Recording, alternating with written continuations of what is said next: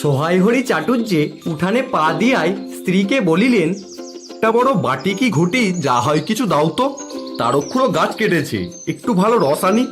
স্ত্রী অন্নপূর্ণা ঘরের রান্নাঘরের দাওয়ায় বসিয়া শীতকালের সকালবেলা নারকেল তেলের বোতলে ঝাঁটার কাঠি পুড়িয়া 2 আঙুলের সাহায্যে ঝাঁটার কাঠিলগ্ন জমানো তেলটুকু সংগ্রহ করিয়া চুলে মাখাইতেছিলেন।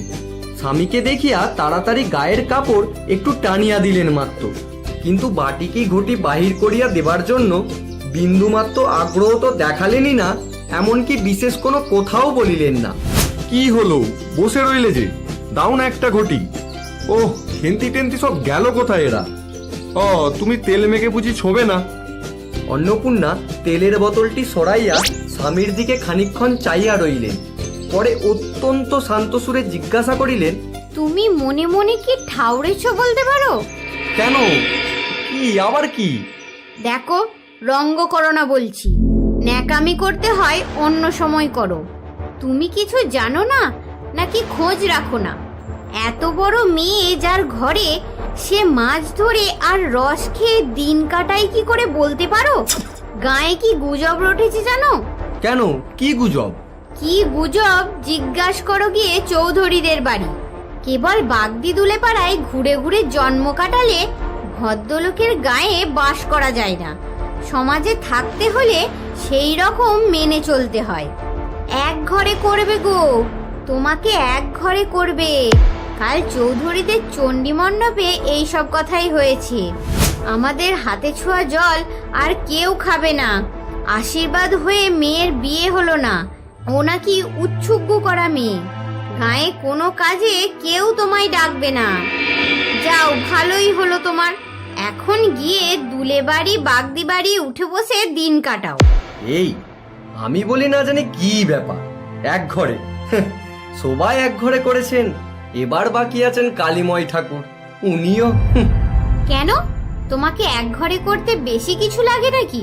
তুমি সমাজের মাথা নাকি একজন মাতব্বর লোক? চাল নেই, চুলো নেই, এক করার মুরদ নেই। চৌধুরীরা যে তোমায় এক ঘরে করবে তার এমন কঠিন কথা কি? আর সত্যিই তো, এদিকে ধাড়ি মেয়ে হয়ে উঠলো, হলো তো 15 বছরের। বাইরে কমিয়ে বলে বেড়ালে কি হবে? লোকের চোখ নেই, না বিয়ে দেবার গা না কিছু। আমি কি যাব পাত্র ঠিক করতে? সশরীরে যতক্ষণ স্ত্রীর সম্মুখে বর্তমান থাকিবেন, স্ত্রীর গোলার সুর ততক্ষণ কমিবার কোনো সম্ভাবনা নাই বুঝিয়া সহায়হরি দাওয়া হইতে তাড়াতাড়ি একটি কাঁসার বাটি উঠাইয়া লইয়া খিড়কি দুয়ার লক্ষ্য করিয়া যাত্রা করিলেন। এসব কি রে খেন্তিমা, এসব কোথা থেকে আনলি? ও, এ যে চিংড়ি মাছ বাবা, গয়া বুড়ির কাছ থেকে রাস্তায় নিলাম, দিতেই চাই না। বলে তোমার বাবার কাছে আর দিনকার দরুন 2 পয়সা বাকি আছে। আমি বললাম দাও না গয়া পিসি, আমার বাবা কি 2 পয়সা নিয়ে পালিয়ে যাবে?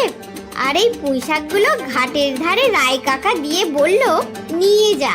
কেমন মোটা মোটা, নিয়ে যা। আহা, কি অমর্তই তোকে তারা দিয়েছে। পাকা পুঁইডাটা কাঠ হয়ে গিয়েছে, 2 দিন পরে ফেলে দিত। নিয়ে যা। আর উনি তাদের আগাছা উঠিয়ে নিয়ে এসেছেন। ভালোই হয়েছে তাদের, আর নিজেদেরকে কষ্ট করে কাটতে হলো না। যত সব পাতুরে বোকা সব মরতে আসে আমারই ঘরে। ধাড়ি মেয়ে, বলে দিয়েছি না তোমায়, বাড়ির বাইরে কোথাও পা দিও না। লজ্জা করে না এপাড়া সেপাড়া করে বেড়াতে? বিয়ে হলে যে 4 ছেলের মা হতে, খাওয়ার নামে আর জ্ঞান থাকে না। না, কোথায় শাক, কোথায় যে বেগুন, আর একজন বেড়াচ্ছেন কোথায় রস, কোথায় ছাই, কোথায় বাঁশ। ফেল বলছি ওসব, ফেল। যা তো রাধি, ওই আপদগুলো টেনে খিড়কির পুকুরের ধারে ফেলে দিয়ে আয় তো। ফের যদি বাড়ির বাইরে বার হতে দেখেছি তবে ঠ্যাং খোঁড়া না করি তো। তা এনেছে ছেলে মানুষ খাবে বলে, তুমি আবার বরং। না না, নিয়ে যা, খেতে হবে না। মেয়ে মানুষের আবার এত নোলা কিসের?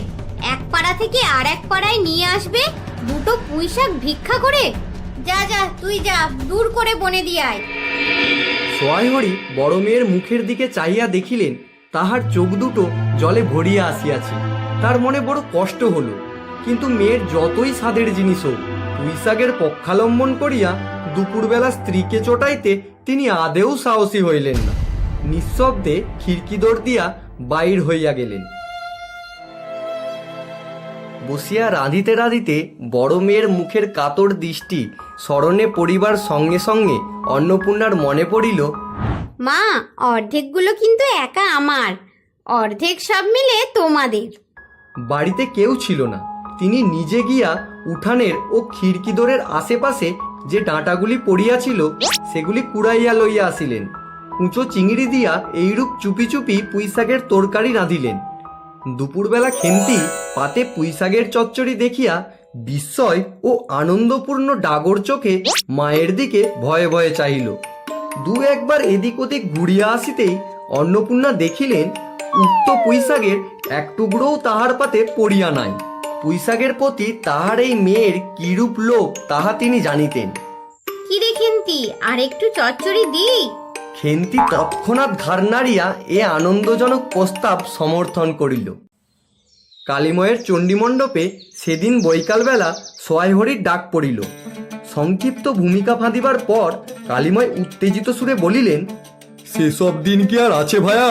এই ধরো কেষ্ট মুখুজ্জি, স্বভাব নইলে পাত্র দেব না, স্বভাব নইলে পাত্র দেব না বলে কি কাণ্ডটাই করলে। অবশেষে কিনা হরির ছেলেকে ধরে পড়ে মেয়ের বিয়ে দিয়ে তবে রক্ষা। তার কি স্বভাব রাম বলো, 6-7 পুরুষে ভঙ্গ, পচা সত্যিও। তা সমাজের সেসব শাসনের দিন কি আর আছে? দিন দিন চলে যাচ্ছে। বেশি দূর যায় কেন, এই যে তোমার মেয়েটি 13 বছরের। এই শ্রাবণে 13ই। আহা, 13 আর 16 তোফাত কিসের শুনি? 13 আর 16 তোফাতটা কিসের? আর সে 13ই হোক চাই 16ই হোক চাই 85ই হোক, তাতে আমাদের দরকার নেই। সে তোমার হিসেব তোমার কাছে, কিন্তু পাত্রর আশীর্বাদ হয়ে গেল। তুমি বেঁকে বসলে কি জন্য শুনি? ও তো একরকম উৎসর্গ করা মেয়ে। আশীর্বাদ হওয়াও যা, বিয়ে হওয়াও তা, 7 পাকের যা বাকি। এই তো সমাজে বসে এইসব কাজগুলো তুমি যে করবে আর আমরা বসে বসে দেখব, এ তুমি মনে ভেবো না। সমাজের বামুনদের যদি জাত মারবার ইচ্ছা না থাকে, মেয়ের বিয়ের বন্দোবস্ত করে ফেলো। পাত্তর রাজপুত্তর না হলে কি পাত্তর মেলে না? গরিব মানুষ, দিতে টিতে পারবে না বলেই সীমন্ত মজুমদারের ছেলেকে ঠিক করে দিলাম। লেখাপড়া নাই বা জানলো, জজ ম্যাজিস্ট্রেট না হলে কি মানুষ হয় না? দিব্যি বাড়ি, বাগান, পুকুর। শুনলাম এবার নাকি 20 জমিতে 4টি আমন ধানও করেছে। ব্যাস রাজার হাল। 2 ভাইয়ের অভাব কি শুনি? ইতিহাসটা হইতেছে এই যে, পাত্রপক্ষ আশীর্বাদ করিয়া যাওয়ার দিন কতক পরে সোয়াইহরি টের পান পাত্রটি কয়েক মাস পূর্বে নিজের গ্রামে কি একটা করিবার ফলে গ্রামের এক কুম্ভকার বধূর আত্মীয় স্বজনের হাতে বেদম প্রহার খাইয়া বেশ কিছুদিন নাকি শয্যাগত ছিলেন। এরকম পাত্রে মেয়ে দিবার প্রস্তাব মনঃপূত না হওয়ায় সোয়াইহরি সে সম্বন্ধ ভাঙিয়া দেন।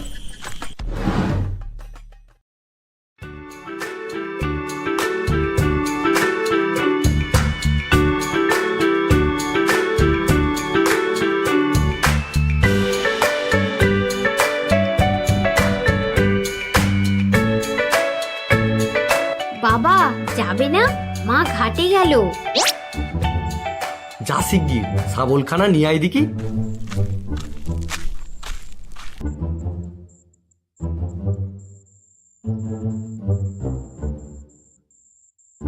তারপর পিতাপুত্রিতে সন্তর্পণে সম্মুখের দরজা দিয়া বাইর হইয়া গেল।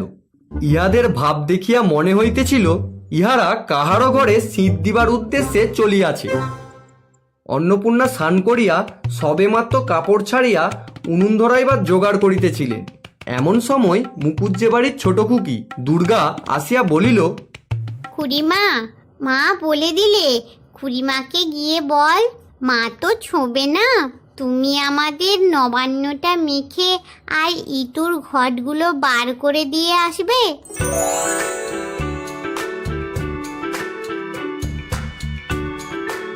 খুড়িমা, খুড়িমা, ওই যে কেমন সুন্দর পাখিটা। পাখি দেখিতে গিয়া অন্নপূর্ণা কিন্তু আর একটা জিনিস লক্ষ্য করিলেন। ঘন বনটার মধ্যে কোথাও এতক্ষণ খুব খুব করিয়া আওয়াজ হইতেছিল। কে যেন কি খুঁড়িতেছে। দুর্গার কথার পরেই হঠাৎ সেটা বন্ধ হইয়া গেল। অন্নপূর্ণা সেখানে খানিকক্ষণ থমকিয়া দাঁড়াইলেন, পরে চলিতে শুরু করলে। তাহার খানিক দূর যাইতেই বনের মধ্যে পুনরায় খুক খুক শব্দ আরম্ভ হইল।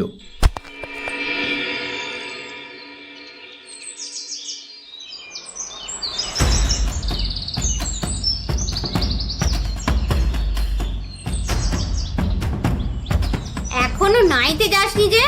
কোথায় ছিলি এতক্ষণ? এই এই যে যাই মা, এক্ষুনি যাবো আর আসবো।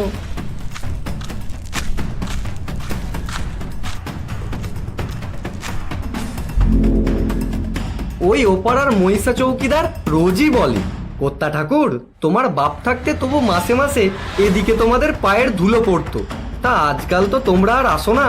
এই বেড়ার গায়ে মেটে আলু করে রেখেছি, তা দাদা ঠাকুর বরং। বরজপোতার বনের মধ্যে বসে খানিকক্ষণ আগে কি করছিলে শুনি? আমি না, আমি কখনো না। এই তো আমি। চুরি তো করবেই, 3 কাল গিয়ে 1 কাল আছে। মিথ্যা কথাগুলো আর এখন বলো না, আমি সব জানি। মনে ভেবেছিলে আপদ ঘাটে গেছি, আর কি। দুর্গার মা ডেকে পাঠিয়েছিল। ওপাড়ায় যাচ্ছি, শুনলাম বরজপোতার বনের মধ্যে কি সব খুব খাপ শব্দ। তখনই আমি বুঝতে পেরেছি, সারা পেয়েই শব্দ বন্ধ হয়ে গেল। যেই আবার খানিক দূর গেলাম, আবার দেখি শব্দ। তোমার তো ইহকালও নেই, পরকালও নেই। চুরি করতে, ডাকাতি করতে, যা করতে ইচ্ছে হয় করো, কিন্তু মেয়েটাকে আবার এর মধ্যে নিয়ে গিয়ে ওর মাথা খাওয়া কিসের জন্য?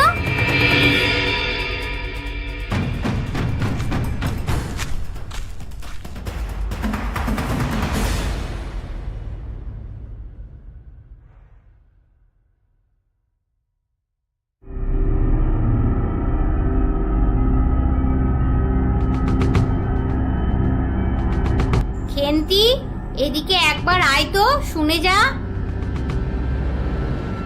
এই মেটে আলুটা দুজনে মিলে তুলে এনেছিস না? কথা বলছিস না যে বড়? এই মেটে আলুটা তুই এনেছিস কি না? হ্যাঁ। পাজি, আজ তোর পিঠে আমি আস্ত কাঠের চেলা ভাঙবো, তবে ছাড়বো। বরজপোতার বনে গিয়েছে মেটে আলু চুরি করতে? সমস্ত মেয়ে বিয়ের যোগ্যী হয়ে গেছে কোন কাল। সেই এক গোলা বিজন বন, যার মধ্যে দিনে দুপুরে বাঘ লুকিয়ে থাকে, তার মধ্যে থেকে ও নাকি পরের আলু নিয়ে এলো তুলে। যদি গোসাইরা চৌকিদার ডেকে তোমায় ধরিয়ে দেয়, তোমার কোন শ্বশুর এসে তোমায় বাঁচাতো? আমার জোটে খাবো, না জোটে না খাবো, তা বলে পরের জিনিসে হাত? এই মেয়েকে নিয়ে আমি কি করব মা?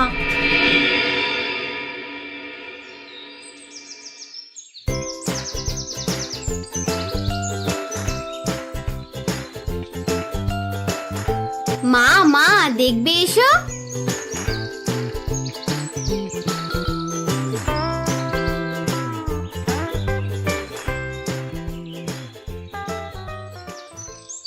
দূর পাগলি, এখন পুঁই ডাঁটার চারা পোতে কখনো? বর্ষাকালে পুঁততে হয়। এখন যে জল না পেয়ে মারা যাবে। কেন? আমি রোজ জল ঢালবো। দেখ, হয়তো বেঁচে যেতেও পারে। আজকাল রাতে খুব শিশির হয়। খুব শীত পড়েছে। সকালে উঠিয়া সোয়াই ঘড়ি দেখিলেন তাহার 2 ছোট মেয়ে দোলাই গায়ে বাঁধিয়া রোদ উঠিবার প্রত্যাশায় উঠানের কাঁঠাল তলায় দাঁড়িয়ে আছে। একটা ভাঙা ঝুড়ি করিয়া খেন্তি শীতে কাঁপিতে কাঁপিতে মুকুজ্জে বাড়ি হইতে গোবর কুড়িয়া আনিল। হ্যাঁ রে মা খেন্তি, তা সকালে উঠে জামাটা গায়ে দিতে তোর কি হয়? দেখ দিকি, এই শীত। আচ্ছা দিচ্ছি বাবা। কই শীত? তেমন তো। হ্যাঁ দে মা, এক্ষুনি দে। অসুখ বিসুখ 5 রকম হতে পারে, বুঝলি নে?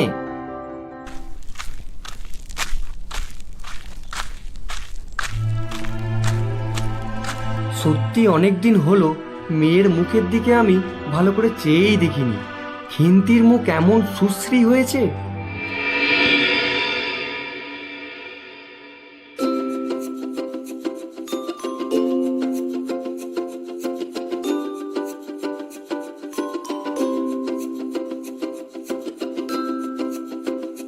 মা, ওই একটু। মা,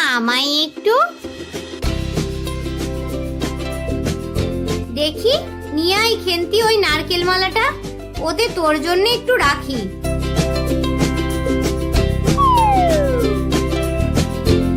জ্যাঠাইমাটা অনেকখানি দুধ নিয়েছে।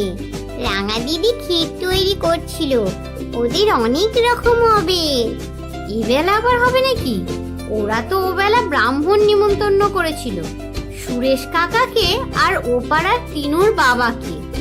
ওবেলা পায়েস, ঝোলপুরি, মুগদুক্তি সব হয়েছে। হ্যাঁ মা, ক্ষীর নইলে নাকি পাটিসাপটাই হয় না। খেদি বলছিল ক্ষীরের পুর না হলে কি আর পাটিসাপটা হয়? আমি বললাম, কেন? আমার মা তো শুধু নারকেলেরই ছাই দিয়ে করে, সে তো কেমন ভালো লাগে। খেদির ওই সব কথা। খেদির মা তো ভারী পিঠে করে কিনা। ক্ষীরের পুর দিয়ে ঘিয়ে ভাজলেই কি পিঠে হলো? সেদিন জামাই এলো, ওদের বাড়ি দেখতে গেলুম কিনা, তাই খুড়িমা দুখানা পাটিসাপটা খেতে দিল। ও মা, কেমন একটা ধরা ধরা গন্ধ! আর আমার মার পিঠেতে কখনো কোনো গন্ধ পাওয়া যায়? পাটিসাপটায় ক্ষীর দিলে ছাই খেতে হয়। মা, নারকেলের কোড়া একটু নেব? নে, কিন্তু এখানে বসে খাস নে, মুখ থেকে পড়বে না কি হবে? যা ওইদিকে যা।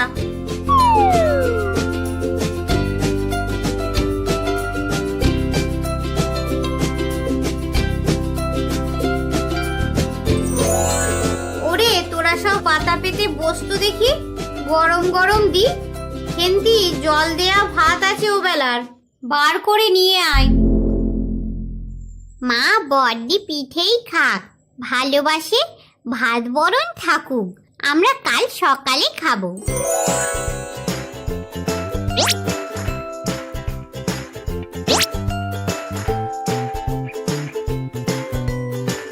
খেন্তি, আর নিবি?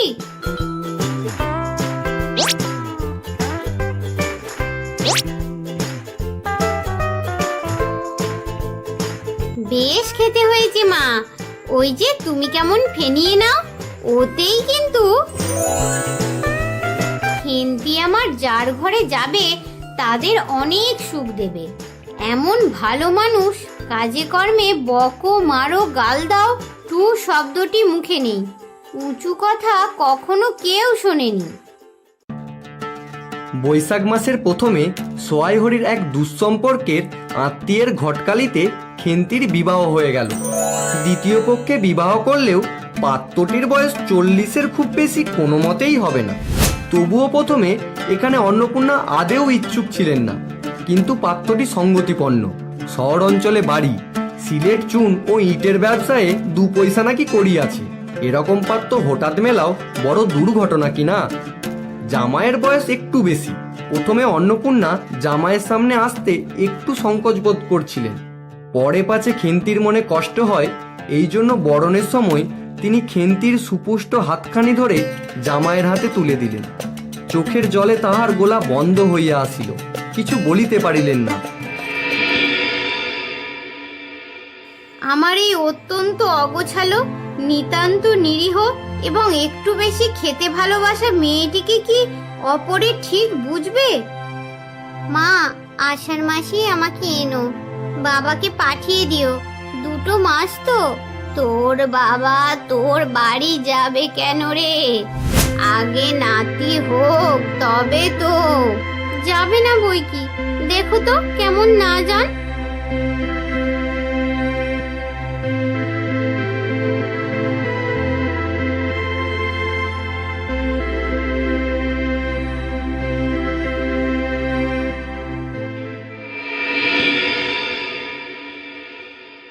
মা, বলবো একটা কথা?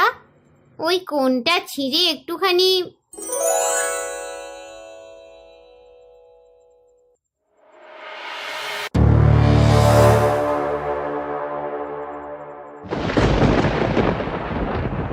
এক বছরের উপর হইয়া গিয়াছে। পুনরায় আষাঢ় মাস, বর্ষা বেশ নামিয়াছে। ঘরের দাওয়ায় বসিয়া সোয়াইহরি প্রতিবেশী বিষ্ণু সরকারের সহিত কথা বলিতেছিলেন।